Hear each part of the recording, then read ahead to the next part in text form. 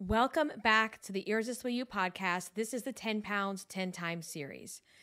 Okay, guys, I am back this week with my results, with my weigh-in, and a couple little just inspirational nuggets that I will share of lessons learned. So last week, my weigh-in was 223.7, and this week on the scale, my weight is 224. So we had a gain. Now, in all reality, it's a couple of ounces, right? But nonetheless, it's not down, it's up a little, and I am here to share with you the good, the bad, and all the in-between, because you're not always going to have weeks where you are just killing it and the weight's coming off. You're going to have stall weeks, you're going to have gain weeks, and I want you to understand that all of those results are normal and part of this journey. And I was noticing this week that I felt hungrier than usual. I was having cravings that like I was mentioning last week, I've not been having as many cravings since I went on the tirzepatide injections. And sure enough, next day I woke up and period was here. So I kind of had lost track of the time in terms of that. And I was like, oh yeah, you're not a psychotic bitch. You're just PMSing. You are fine. This is why you are craving everything in sight. So I know that the gain has to do with, I know I ate more than I was supposed to with some of the cravings. And, with period time, you tend to hold water, you tend to gain weight, bloating, yada, yada, yada. We all know that. So I'm going to just take that with a grain of salt and know that things will be back on track this following week. And the weight loss journey. So I had this moment this morning where if you're anywhere like me, it's been really cold. Most places in the States, for the most part, unless you're in like southern Florida, it's really cold. And so I did this. Me and the kids did a science experiment. We put cups of water out overnight so we could see, how it turned to ice. And it got some discussion going with Kat on the way to school, and she was asking certain things about, matter and how water turns to ice and such and such. And I had this aha moment because she's like, we should put a camera outside so we can watch the water turn to ice. And I said, that's a cool idea. I said, but we probably, if we do that, we need to do like a hyperlapse video where it's going to go really, really fast when we play it back. And she's like, why? I'm like, well, because if you sat there overnight and filmed water turning to ice for 10 hours, I said it would be a really boring video and you wouldn't really see much happening in those you wouldn't see much happening in real time.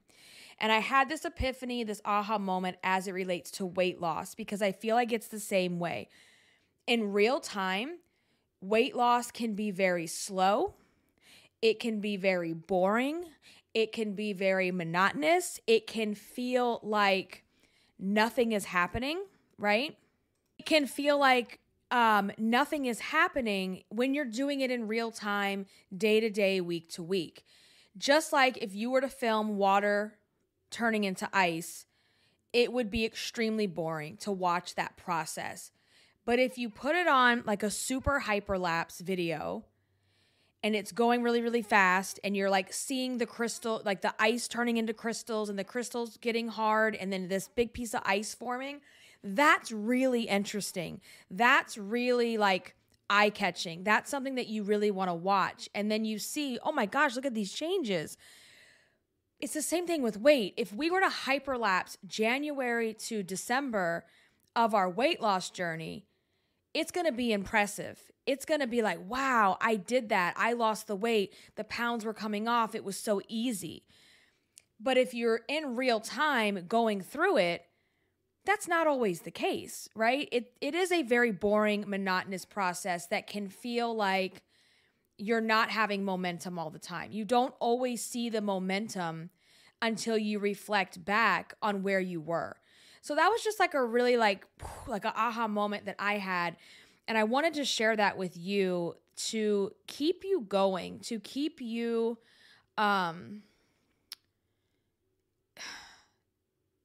just don't give up. Like, even when the scale goes up, the scale stays the same. You have to keep going. And like I shared with you last week, because I haven't been tracking my food, because quite frankly, I really dislike having to bust out my phone, write everything down, take pictures, whatever. Like, I know it's not that hard. I know it's very easy. It's just becomes one more thing, and I've been fighting against it really hard. However, the thing is now, I don't have data to realistically say, okay, yeah, you went up last week because you ate such and such and such and such. Like, I don't have the information. And we only remember a part of the story. I talked about that in last week's 10 pounds, 10 times. We only remember part of the story. But here's the good news. I'm still in the safe zone. So I call the safe zone. So, 10 pounds, 10 times. We're looking at things as decades.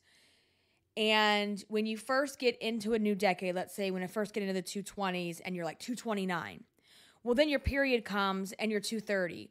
Or, you eat high sodium and you're at 227, but tomorrow you're 230. You keep bouncing, like you keep doing the bounce back. I call it like the bounce back between decades. And then you get to the safe zone, which is like the 224, the 224, the 225, or, whatever decade you're in, that 4 and 5 range.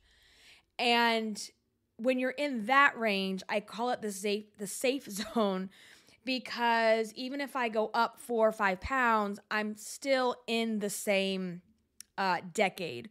So that's the good news, is that I'm closer to 220 than I am to 230. We're going to get there. We're going to see the 219 by the end of January. It's going to happen. And so this week, I will drag my feet. I'm going to drag my feet to whip out my phone and put my food in there. Like, to just be more aware of what I am doing so that I can then make decisions. Because a lot of times too, when you don't track, it doesn't count, right? That little extra this while you're cooking, or a little extra that, oh, it doesn't count because I'm, so I know that I have to do that in order to be able to make decisions, and I'm going to do it. I'm going to do it because next week when I come back here, I want to see the number go down. So that's it. That's my weigh in for the week. That's my 10 pounds, 10 times. Let me know how you guys are doing over on Instagram. You can DM me at Irresistible Icing. Let me know what your goals are, what you're working on, what you're struggling with, and we're going to knock this journey out together. So, all right. If you haven't already, also make sure to check out this week's core episode, which I put out. It's episode 202. So definitely go and check that out if you haven't listened to it already. I'm going to catch you guys in the next episode. Until then, stay irresistible. Bye, guys.